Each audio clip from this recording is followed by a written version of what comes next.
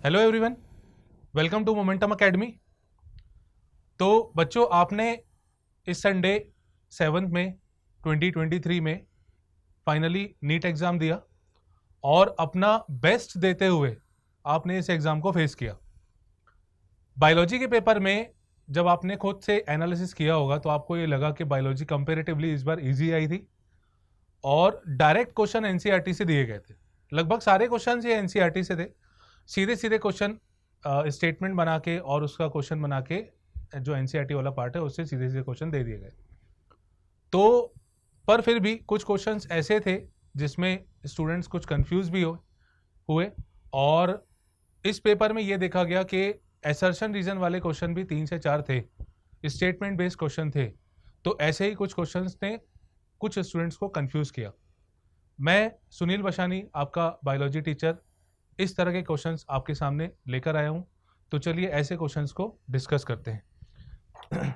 Botany वाले part में, यहाँ पे हम बॉटनी वाले पार्ट की बात कर रहे हैं और ऐसे क्वेश्चंस देख रहे हैं जो कहीं ना कहीं असर्शन रीजन वाले थे या स्टेटमेंट वाले थे या कहीं ना कहीं कुछ उसमें कंफ्यूजन थी बच्चों को।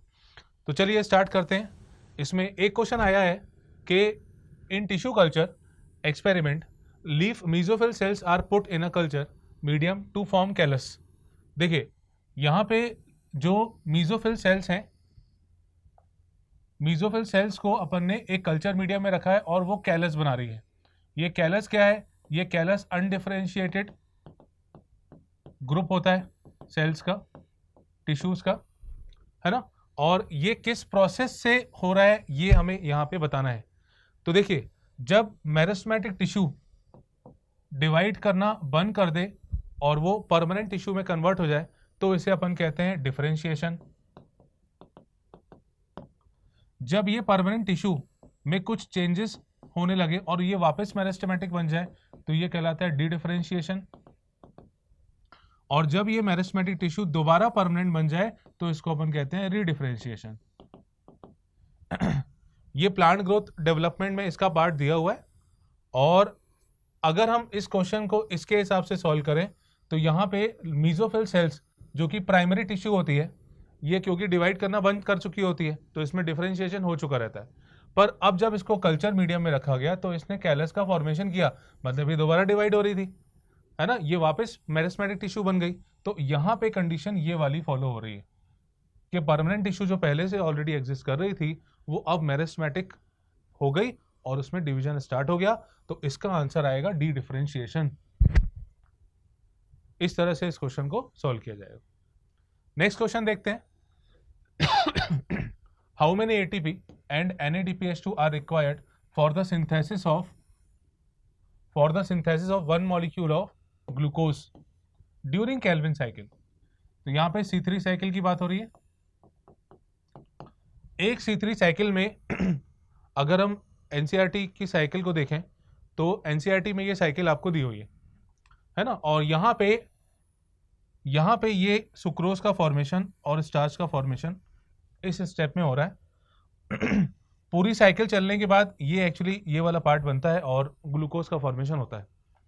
अगर हम एक साइकिल की बात करें तो यहाँ पे ये एक साइकिल यहाँ तक इस तरह से कंप्लीट हो रही है। एक सिंगल साइकिल में 3 ATP और 2 NADPH2 रिक्वायर्ड होते हैं।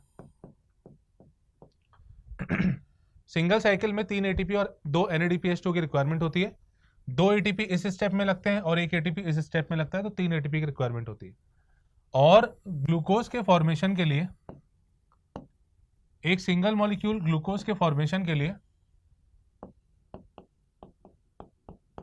6 साइकिल्स की रिक्वायरमेंट होती है।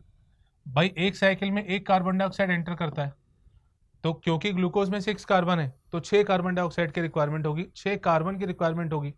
तो इस सिचुएशन में साइकिल को 6 बार रन करना होगा।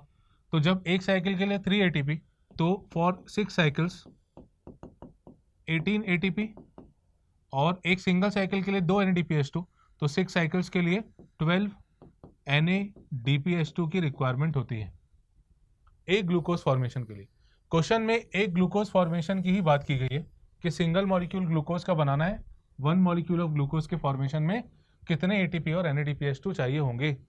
तो यहाँ पे 18 ATP और 12 NADPH2 की रिक्वायरमेंट होती है एक ग्लूकोज बनाने के लिए। नेक्स्ट क्वेश्चन है, यहाँ पे अब एसर्शन रीजन वाला क्वेश्चन देखते हैं अपन। यहाँ पे एसर्शन दिया हुआ है कि late wood has few xylary elements with narrow vessels, और दूसरा है cambium is less active in winters. तो यहाँ पे ये सीधे सीधे एनसीईआरटी से डेटा उठाया गया। एनसीईआरटी में एनाटॉमी ऑफ फ्लावरिंग प्लांट में ये टॉपिक दिया हुआ है spring would and autumn would. ये मैंने उसका पूरा पैराग्राफ आपके सामने यहाँ शो किया है। अब यहाँ से देखिए, यहाँ पे in winters cambium is less active.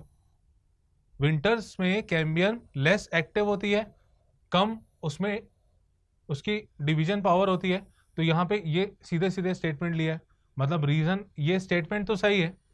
अब इसी के आगे अपन पढ़ते हैं, तो and form few xylary elements that have narrow vessels, this wood is called late wood. यहाँ पे दिया हुआ है लेट वुड में जो जाइलम वेसल्स वाला पार्ट होता है नैरो होता है और उसमें एलिमेंट्स का नंबर भी कम होता है। तो यहाँ पे फर्स्ट स्टेटमेंट जो दिया है late wood has fewer xylary elements with narrow vessel, तो ये भी सही है। और क्योंकि ये दोनों क्वेश्चन एक दूसरे से रिलेटेड है, ये इसके कारण ही ऐसा होता है कि लेस एक्टिव होने के कारण ये सारी चीजें होती हैं। मतलब एक तो ये दोनों स्टेटमेंट सही हो गए, और दूसरा ये जो रीजन है वो बिल्कुल एग्जैक्ट रीजन दिया हुआ है एसर्शन का, ऊपर वाले स्टेटमेंट का। तो यहाँ पे both A and R are true but R is not the correct expression, ये नहीं होगा, ये नहीं है। A and R are true but R is the correct expression of A, तो ये इसका सही आंसर आएगा। नेक्स्ट क्वेश्चन आता है, family Fabaceae differ from Solanaceae and Liliaceae with respect to stamen. Stamen को ध्यान में रखें। Pick out the characteristic specific to family Fabaceae, not Solanaceae and Liliaceae. अब तीनों फैमिलीज में डिफरेंस तो है। अब यहाँ पे फेबेसिए फैमिली में क्या स्पेसिफिक फीचर जो इन दोनों फैमिली से अलग होता है, ये हमें बताना है। तो ये भी डायरेक्ट एनसीईआरटी से ही क्वेश्चन था। अगर हम एनसीईआरटी में जो फैमिलीज वाला पार्ट दिया हुआ है फेबेसिए, सोलेनेसिए, लिलेसिए, उसको ध्यान रखें, तो ये यहाँ पे इस तरह का मैटर वहाँ पे सीधे सीधे लिया गया है। तो यहाँ पे एंड्रोशियम वाला पार्ट, अब क्योंकि स्टेमन वाला पार्ट है, एंड्रोशियम की यूनिट होती है, तो यहाँ पे देखिए डाई एडल्फस और डाईथीकस, सीधा सीधा यहाँ से लाइन उठा के दे दी है फेबेसिए फैमिली के लिए। तो यहाँ पे मैच करने वाला ऑप्शन देख लेते हैं, डाई एडल्फस और डाईथीकस यहाँ पे दिख रहा है, फोर्थ ऑप्शन इसका करेक्ट आंसर आएगा। ठीक है, चलिए नेक्स्ट क्वेश्चन पे जाते हैं। एसर्शन, यहाँ पे पहला स्टेटमेंट दिया हुआ है, एसर्शन दिया हुआ है, the first stage of gametophyte in the life cycle of moss is protonema stage.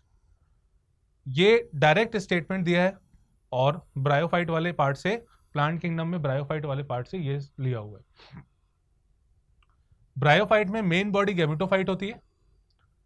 जब ये गैमेटोफाइट डेवलप होता रहता है तो इनिशियल स्टेज उसमें प्रोटोनेमा होती है। तो सेकंड स्टेज, सेकंड जो रीजन दिया हुआ है, protonema develop directly from spores produced in capsule. अगर हम किसी एक मॉस का, ब्रायोफाइट में मॉस का अगर एक डायग्राम देखें, जैसे मैंने यहाँ पे फ्यूनेरिया का डायग्राम रखा हुआ है, तो यहाँ पे ये वाला पार्ट इसका स्पोरोफाइट हो गया, ये नीचे वाला गैमेटोफाइट हो गया। क्योंकि मेन बॉडी गैमेटोफाइट होती है तो यहाँ ग्रोथ जो होगी वो गैमेटोफाइट यहाँ नहीं, स्टार्टिंग में यहाँ से होगी। पर ये होता कब है, देखिए कैप्सूल में यहाँ पे स्पोर मदर सेल्स होती हैं, कैप्सूल वाले पार्ट में स्पोर मदर सेल्स होती हैं, और ये स्पोर मदर सेल्स में जब डिवीजन होता है तो यहाँ पे स्पोर्स का फॉर्मेशन होता है।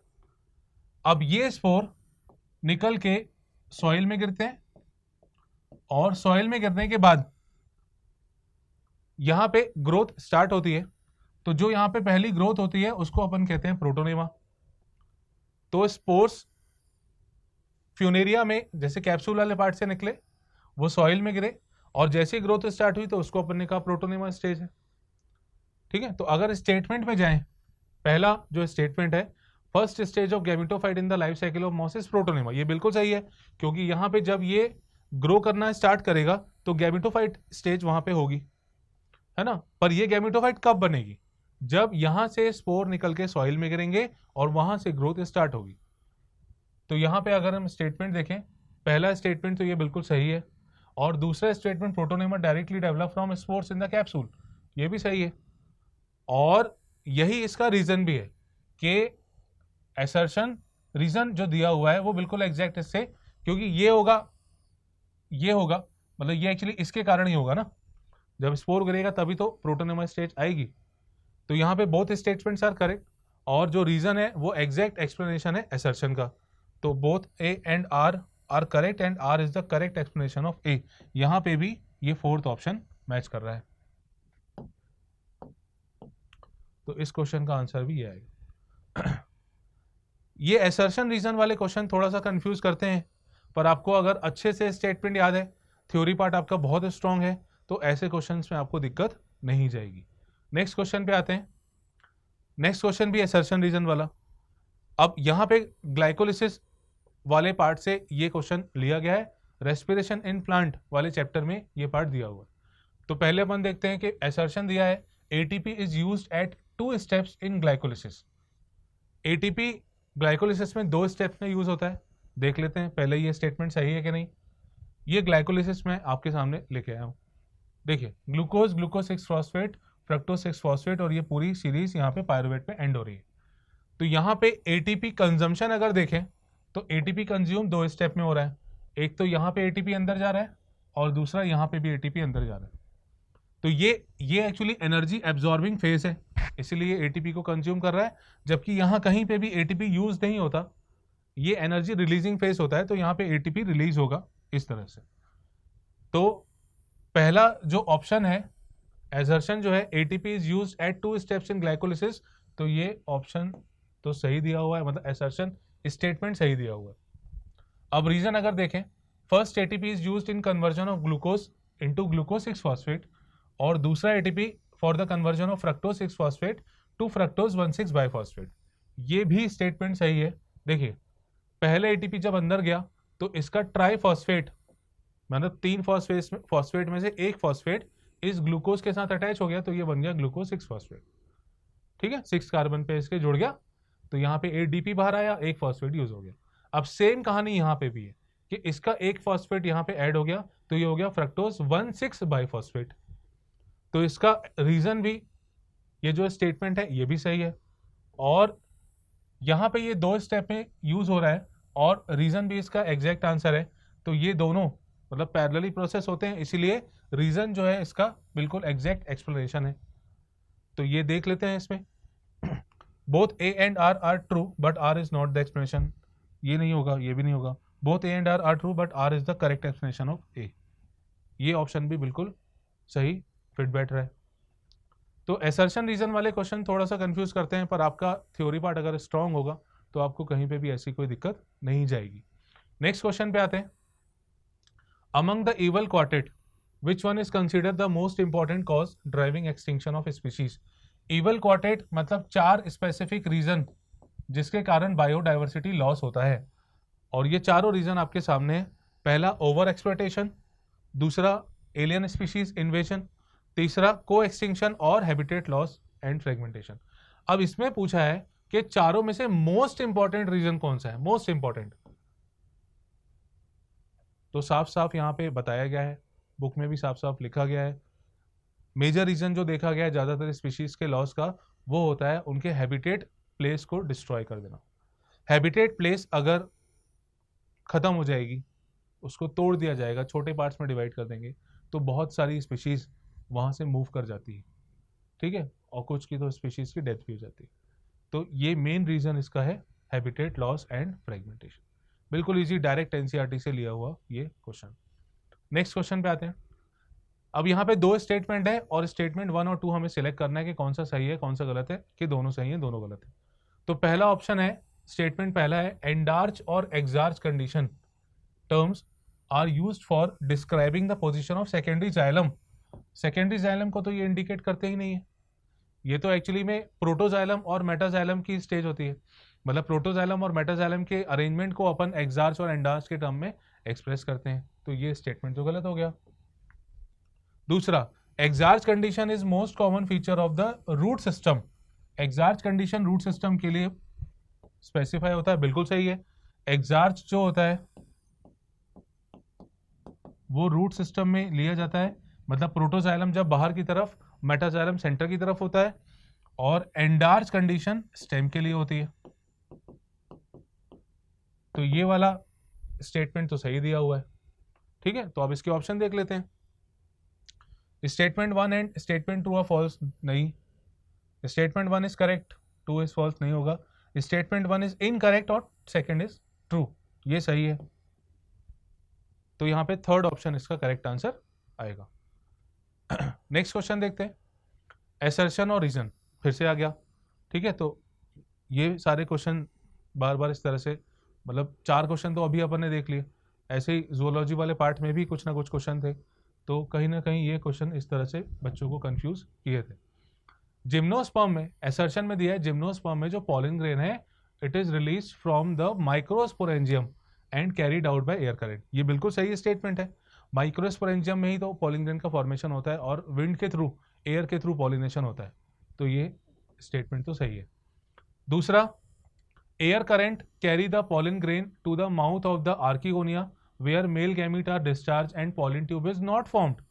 Pollen tube is not form दिया है, क्या पॉलन ट्यूब इसमें नहीं बनती है? नहीं, जिम्नोस्पर्म में तो बनती है, ठीक है। तो यहाँ पे स्टेटमेंट ए तो सही है, पर रीजन तो, ये स्टेटमेंट ही गलत है, रीजन ही गलत है। पॉलन ट्यूब का फॉर्मेशन तो होता है ना, तो इसमें अपन A and R true, R is not the explanation, ये नहीं होगा। A is true but R is false, ये मैच कर रहा है। तो यहाँ पे सेकंड ऑप्शन इसका करेक्ट आंसर माना जाए। पहले तो हम ये देखते हैं कि दोनों स्टेटमेंट सही है कि नहीं है, और अगर सही है, एक सही है दूसरा गलत है, तो वो रीजन वाली कहानी तो खत्म हो गई कि ए उसका सही रीजन, आर उसका सही रीजन होगा कि नहीं, तो ये तो बात ही खत्म हो गई। तो यहाँ पे देखिए पहला स्टेटमेंट सही है, दूसरा गलत है, और सीधे सीधे आंसर अपन इसमें मार्क कर देंगे। नेक्स्ट क्वेश्चन है गॉसे कॉम्पिटिटिव एक्सक्लूजन प्रिंसिपल।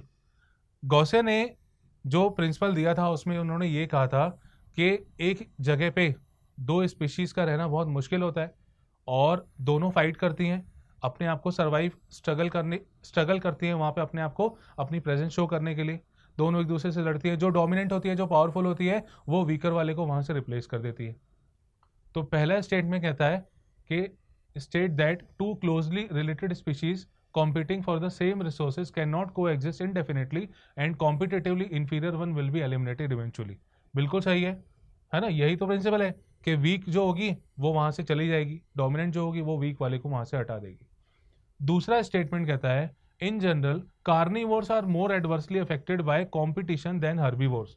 ये गलत है, कार्निवोर्स ज्यादा अफेक्टेड नहीं होते हैं, पर हर्बीवोर्स ज्यादा अफेक्टेड होते हैं, ठीक है। वो ज्यादा सफर करते हैं चीजों से, कार्निवोर्स थोड़े से अपने आप में डोमिनेटिंग होते हैं, हर्बीवोर्स इतने डोमिनेटिंग नहीं होते, पावरफुल नहीं होते। तो ये स्टेटमेंट तो गलत हो गया।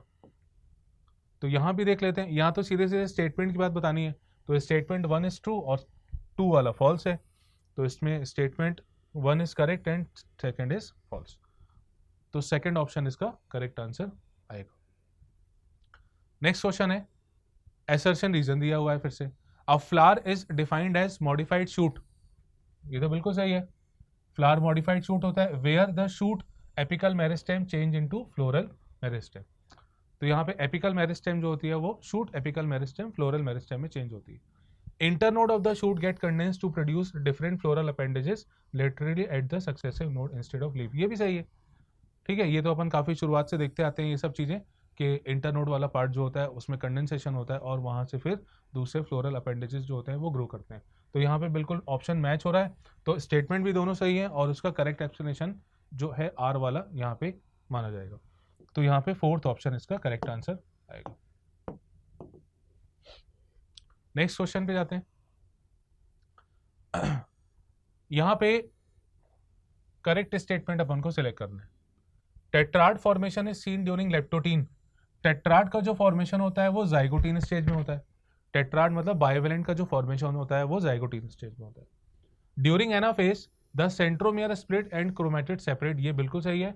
एनाफेज स्टेज में मतलब माइटोसिस के एनाफेज में सेंट्रोमियर डिवाइड हो जाता है और ऑपोजिट एंड की तरफ क्रोमेटिड मूव करना स्टार्ट कर देते हैं। Terminalization takes place during pachytene. Terminalization pachytene में तो नहीं हो रहा क्योंकि वहां तो क्रॉसिंग ओवर होती है। टर्मिनेशन लास्ट में होता है प्रोफेज 1 के, तो ये स्टेटमेंट भी गलत हो गया। न्यूक्लियोलस, गोल्जी बॉडी और endoplasmic reticulum are reform during telophase. ये बिल्कुल सही है क्योंकि प्रोफेज में वो डिसअपियर हो जाते हैं, है ना, और वापस फॉर्मेशन उनका टेलोफेज में होता है। Crossing over takes place between sister chromatid, नहीं, नॉन सिस्टर क्रोमैटिड के बीच में होता है, सिस्टर क्रोमैटिड के बीच में नहीं होता, तो ये स्टेटमेंट भी गलत हो गया। तो यहाँ पे statement choose the correct answer, correct answer हमको सिलेक्ट करना है, तो करेक्ट आंसर में बी डी ऑप्शन सही होगा, तो यहाँ पे बी और डी ऑप्शन सही।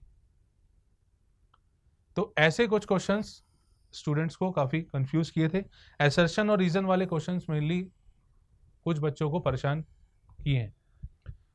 ठीक है, तो फाइनली आपने अपने बेस्ट एफर्ट्स के साथ ये नीट एग्ज़ाम को फेस किया।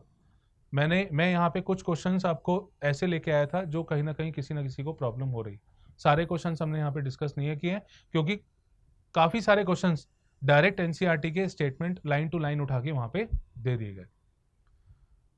तो बच्चों आपने एग्ज़ाम तो दे दिया है ना, अब आप रिजल्ट का ही वेट करेंगे, और रिजल्ट लगभग एक महीने के आसपास आ जाता है। तो मोमेंटम टीम की तरफ से और मेरी तरफ से आप सभी को ऑल द बेस्ट।